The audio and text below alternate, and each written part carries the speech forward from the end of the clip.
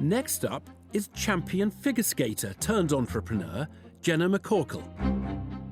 I made a lot of sacrifice in my competitive career in order to get to where I wanted to be. But then when I wanted to channel that kind of energy and passion and drive into business, I took the same approach. You know, I work day in, day out, 7 days a week. Ooh. But going into the den is still a nerve-wracking experience, even for a former Olympian.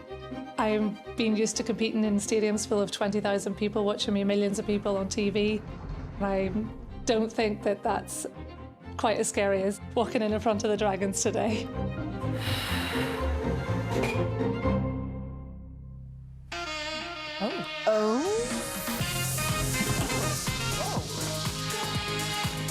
Roller skates.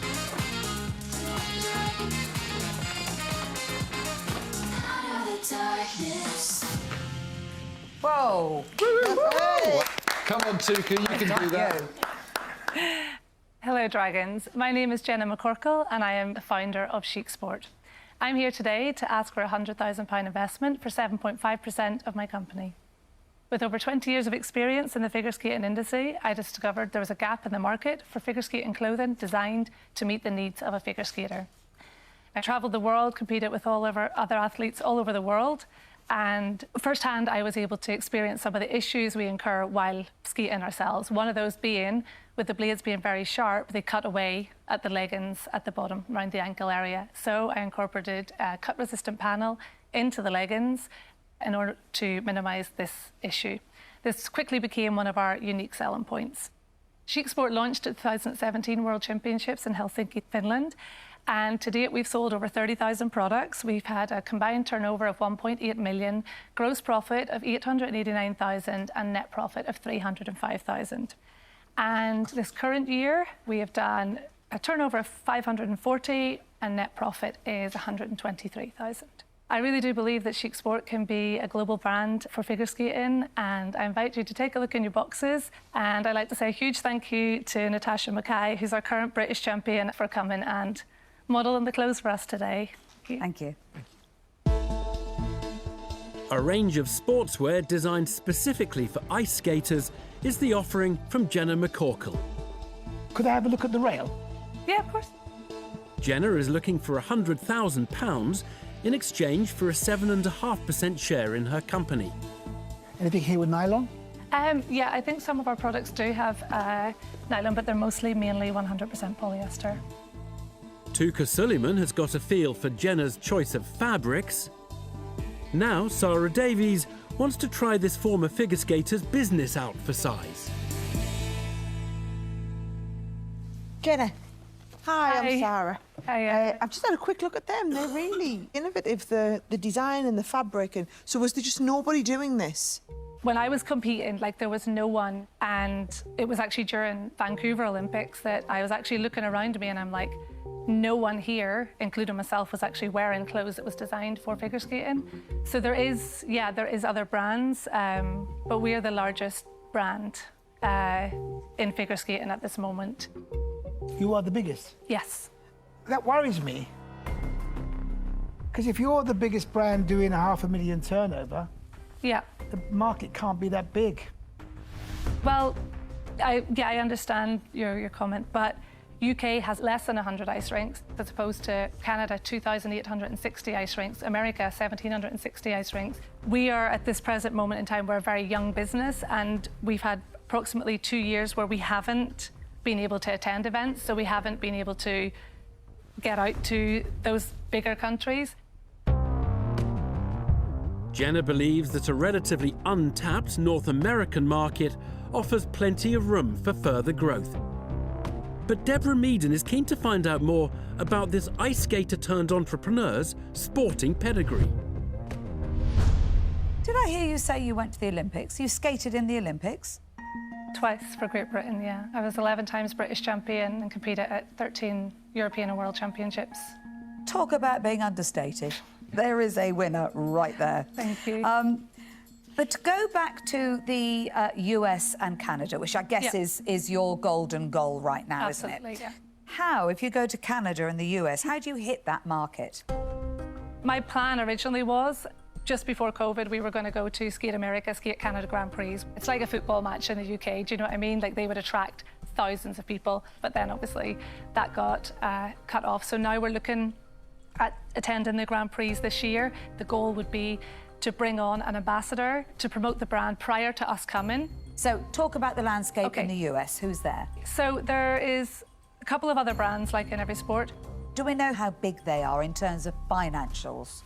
No, because to be honest, I haven't really looked into it because it's totally, I'm 100% online and they're basically to the wholesalers. No, I understand, but they are still selling to your absolutely. marketplace. Yeah. And what I'm trying to get is, can you give me any metrics that would give me an idea of financially how big that market is? No, but the US, they have 180,000 competitive figure skaters at this moment, whereas in the UK, that's approximately 10,000. Jenna's lack of knowledge on the size of her target market puts her on thin ice with Deborah Meaden. And Peter Jones is wondering if she should shift her focus away from the rinks. Is there any chance that you can shift this brand into other markets as opposed to ice skating? Chique Sport is trademarked with a coexistence with another brand, which I am 100% restricted to figure skating in this brand with the word chic.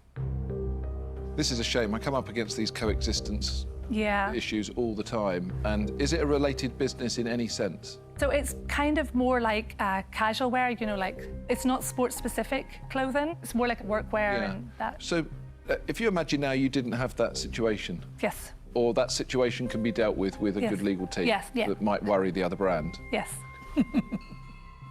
What would you do? Because at the moment, I completely agree with Tuka's opening statement. If you're the biggest in the world, you're kind of almost hitting a glass ceiling. So where else does it go?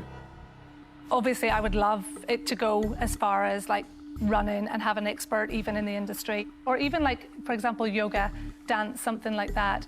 You know, someone who's got the expertise in that. That's a completely different business, though, isn't it? Yeah.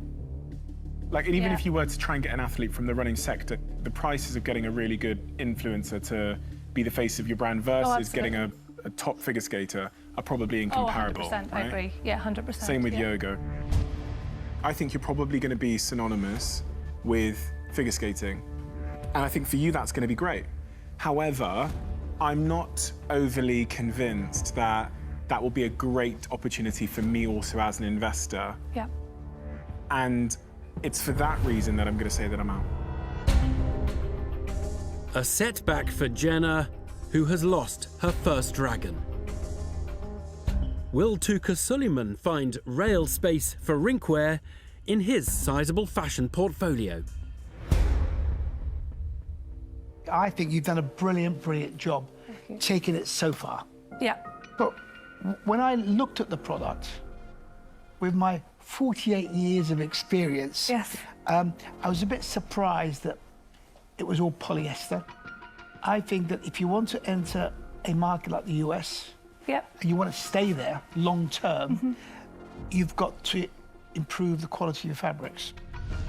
And that based a lot around nylon, because it fits better and it looks more expensive. If you want to build that brand in that category, I would focus on getting your product right before you enter new markets. So for that reason, you know, I wish you all the best, and I'm out. Thank you. Jenna. I appreciate it, and thank you for your advice. So everything you've done and where you are looking to go from a business perspective, you are so investable as an individual, there's no doubt. However, if you want to have an opportunity to grow this business and take it forward, you must do more research in your knowledge and awareness of the market and your competitors in that market. And I think you've come in without that information is a really big mistake. So for that reason, I'm out. Jenna, are you proud of what you've achieved? Oh, absolutely, yeah. Do you know what? And you really should be. And, you know, I'm looking at your business here and I think you've built some really good, solid foundations. All the growth you've achieved, you've done organically. You certainly don't need to give away some of your business. don't do it. You don't need to do it. So it's in thinking of that mind frame that I'm not going to make you an offer today, and I'm going to say that I'm out. Thank you. 4 dragons down, and only Deborah Meaden remains. She's praised the former Olympian's winning mentality, but is she poised to provide a podium finish to her pitch? So first of all, I would congratulate you. Some people are instinctive business people. I think that's you, because you haven't come from a business background, you've spotted an opportunity, you've got a really lovely looking, very focused brand that has still got elasticity. You know, you've still got 2 big markets. You know how to get to those markets. You know exactly what you need to do. And leave me here sitting thinking, what can I do for Jenna? Yeah. You see, you're stumped yourself. Yeah. Honestly, I'm kind of, it's not often I'm delighted when somebody doesn't get an investment, but I completely agree with Sarah. I think you might look back on this moment and think, do you know what? No, I really appreciate like all of your support and your advice. So I'm very sorry, Jenna. I'm out. Okay, I appreciate it, and thank you so much for Well done. all your advice. Jenna, well done. Good to meet you. Thank you. Thank you. Jenna might not be departing with a dragon's cash, but unusually, given her failure to clinch a deal, there's no shortage of positives for the sportswear entrepreneur to take away from the den. I loved her. Wonderful. Yeah. Wonderful entrepreneur. I feel like they all believed in me and they all gave me the advice and give me the self-confidence to go ahead now and take the company to where I know it can go.